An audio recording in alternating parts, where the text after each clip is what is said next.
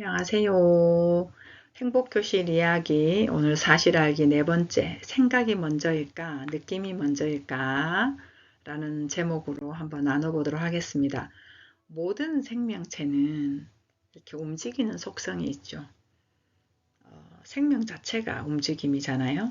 주변의 흙과 바람과 또 비와 태양과 이런 모든 주변 그 환경들을 흡수하면서 스스로가 자생하는 생명력을 뿜어내고 꽃을 피워내는 그러한 속성이 있는 것이 생명체입니다. 그래서 우리가 꽃을 피운다, 또 자유롭게 날자 이런 이야기를 하는 것이죠. 사람을 한번 볼까요?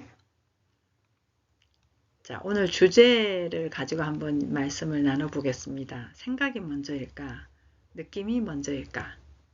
생명체, 아주 고지능을 가진 하나님의 속성을 쏙 빼닮은 사람은 언제나 움직이려고 하는 속성인 관심을 가지고 이 생명체의 특징이 이제 관심이잖아요.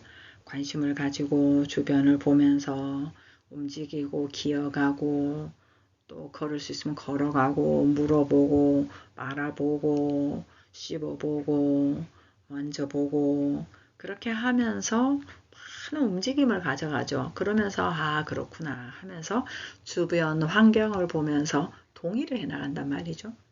스스로가 아 삶은 그렇구나 하면서 이렇게 동의를 해나간단 말이에요. 근데 그렇게 해나간 것들이 이제 알므로 작동이 되는 거죠.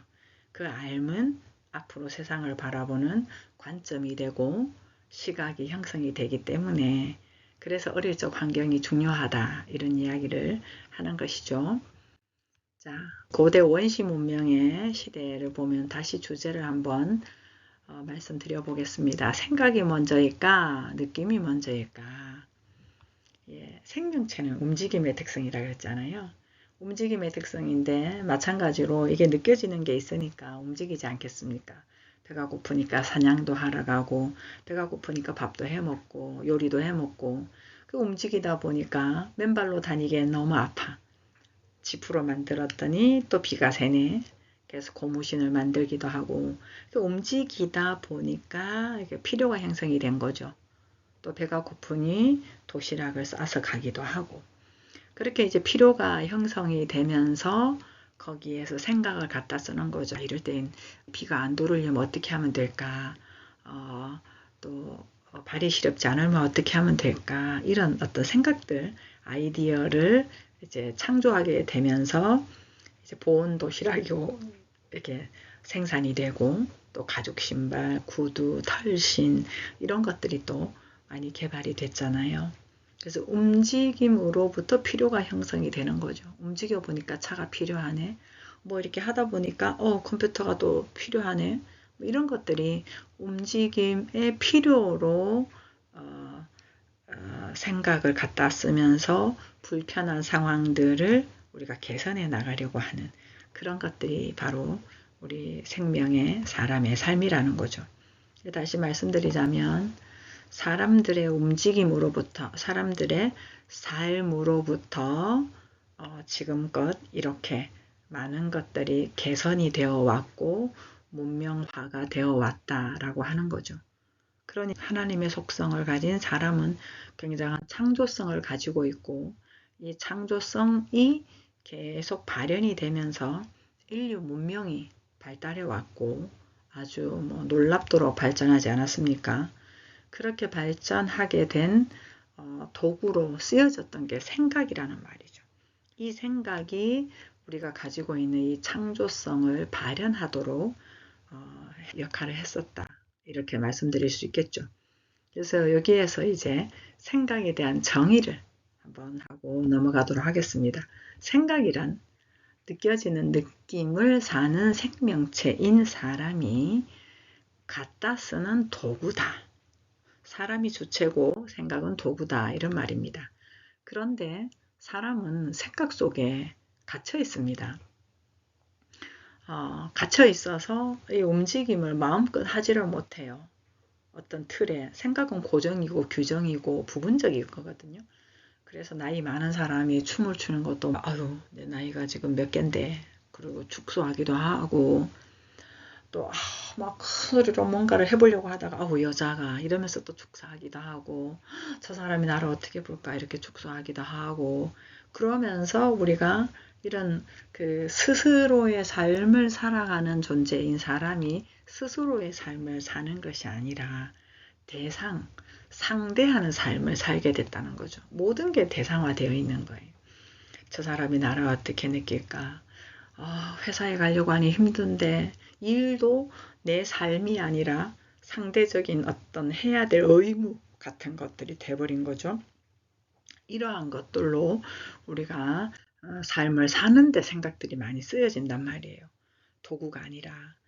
근데 이 스스로의 느낌을 올곧이 살 때는 생각을 갖다 쓰는 줄도 모르게 자연스럽게 쓸 때가 있어요. 언제? 화장실 갈 때요. 배 아파 했을 때는 순전히 내 느낌이거든요. 저 사람이 배 아픈데 내가 화장실 가고 싶네 이러진 않잖아요. 순전히 스스로가 느낄 때 그때 이제 화장실 가는 것밖에는 생각 갖다 쓸 여력도 없이 가잖아요. 즐겁게 게임할 때 너무너무 아름다운 것을 볼 때 너무 심하게 아플 때 그리고 배가 고파서 밥을 먹을 때 그럴 때는 온통 스스로의 느낌인 줄 알기 때문에 생각 갖다 쓰지 않고 바로바로 우리가 아주 자연스럽게 이렇게 하거든요. 그런데 이렇게 생각 속에 갇혀져 있는 것들이 우리의 현실이란 말이에요. 거기에서 자꾸 답답한 거죠. 뭔가 자유롭고 싶다. 깨부시고 싶다. 뭔가 이렇게 좀 편안하게 살고 싶다. 이런 것들이 있는 게 이제 느낌 덩어리가 이 느낌을 마음껏 살지 못하고 이런 틀 속에 둔 것들이 많이 있기 때문에 그렇거든요. 자, 그러면 현실이 그러한데 그럼 어떻게 할 것인가? 제 얼굴 보이시나요? 일단 웃는 거예요. 먼저 웃으세요. 먼저 웃는 연습을 한번 해보세요. 웃는 연습을 한번 해보고 그리고 이렇게 막 움직이는 거 일단 춤을 추거나 제 소시적입니다. 소시적인 움직이는 거 한번 해보시고요. 그리고 정말 중요한 게 있죠. 생각을 제대로 갖다 써야 되는 거죠.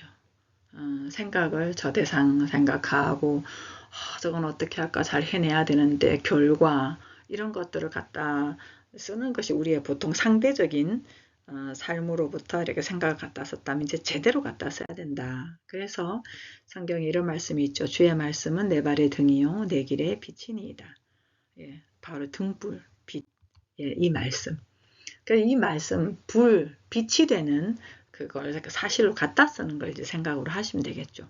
모든 것이 합력하여 선을 이룬다. 모든 것이 합력하여 선을 이룬다 그러면은 실수를 하든 내가 어떤 잘못을 했을 때 그 과거에 연연하지 않고 나아갈 수 있는 그 근거가 되는 게 뭐냐. 합력하여 선을 이루니까 염려할 거 없잖아요. 내가 모든 것을 할 수 있느니라. 나 이거 못하는데. 그건 기준이지.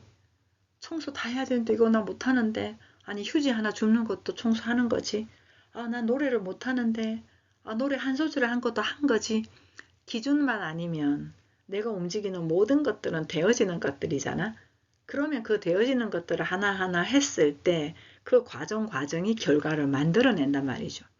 그리고 믿는 우리들은 저 안식에 들어가는도다. 세상을 창조할 때부터 그 일이 이루었느니라.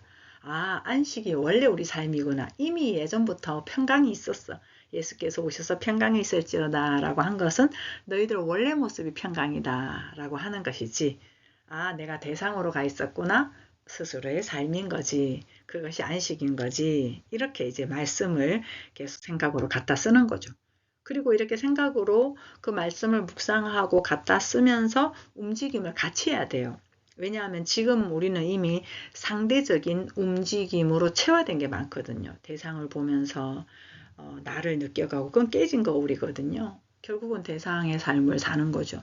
뭐 돈이든 일이든 뭐 결과든 뭐든 모든 것들을 대상화 두고 그것을 내가 어떻게 해야만 내 존재감을 좀 확인할 수 있는 그건 상대적인 삶이란 말이죠. 대상의 삶이란 말이죠. 근데 사실은 뭐냐? 진리는 절대적인 것이고 스스로의 삶이기 때문에 그건 대상과 상관없는 스스로의 삶인데 스스로의 삶을 살았을 때 대상과 자연스럽게 어우러짐이 되는 거. 이것이 바로 진리이고 절대적인 거라는 거죠. 오늘 주제는 생각이 먼저일까, 느낌이 먼저일까 였죠. 자, 이렇게 마무리를 하겠습니다. 생각은 느껴지는 느낌을 사는 사람이 필요할 때 갖다 쓰는 도구다. 이것으로 마무리를 하면서 여러분 생각은 도구입니다. 여러분 자체가 주체입니다.